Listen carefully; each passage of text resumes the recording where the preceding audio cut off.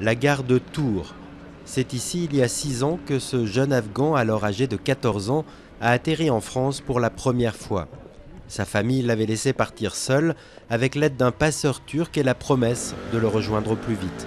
Mais sitôt arrivé, le passeur l'abandonne juste à côté de ce jardin. Je ne savais même pas si j'étais en France ou pas. Et voilà, je restais, je regardais un peu à gauche, à droite.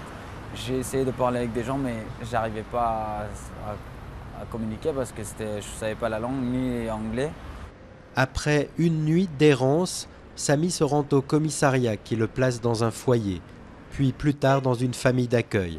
Scolarisé pour la première fois de sa vie, l'adolescent accumule alors les stages autour de sa passion, la couture, qu'il a apprise aux côtés de son père dès l'âge de 8 ans.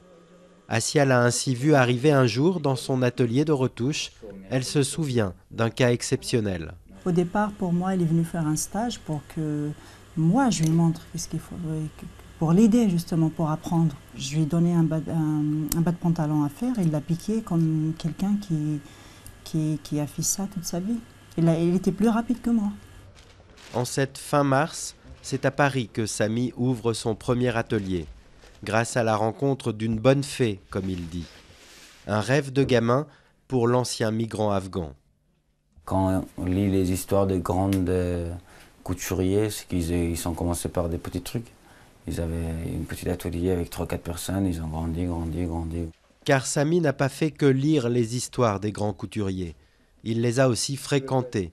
Un rapide passage chez John Galliano lui ouvre les portes de chez Jean-Paul Gaultier, chez qui il restera près de 3 ans en tant qu'apprenti. Celui qui avait pris l'habitude de coudre jusqu'à 200 robes par semaine avec son père découvre autre chose avec la haute couture. J'ai travaillé sur des pièces importantes, j'ai travaillé sur une robe pour Kylie Minogue, j'ai travaillé pour des présidents, j'ai travaillé pas mal de choses intéressantes, quoi. Dans son nouvel atelier, Samy prépare maintenant son prochain défilé de mode, de la haute couture, assure-t-il, même s'il n'a pas réussi à décrocher son diplôme. Il pourrait avoir lieu dans le château d'un autre mécène à Fougères, en Bretagne. Là encore, un rêve qui l'éloigne un peu plus de l'univers douloureux des migrants. C'est pas compliqué pour y arriver dans la vie. Même si on est étranger ou quoi, mais la France c'est un pays accueillant et il nous aide pour réussir. Et pourquoi pas tout donner, quoi. D'ici là, Samy connaîtra peut-être un autre grand moment d'émotion, la cérémonie pour l'octroi de sa nationalité française. Le jeune ambitieux, devenu la coqueluche des médias, voudrait inviter plein de monde et pourquoi pas le gratin de la haute couture.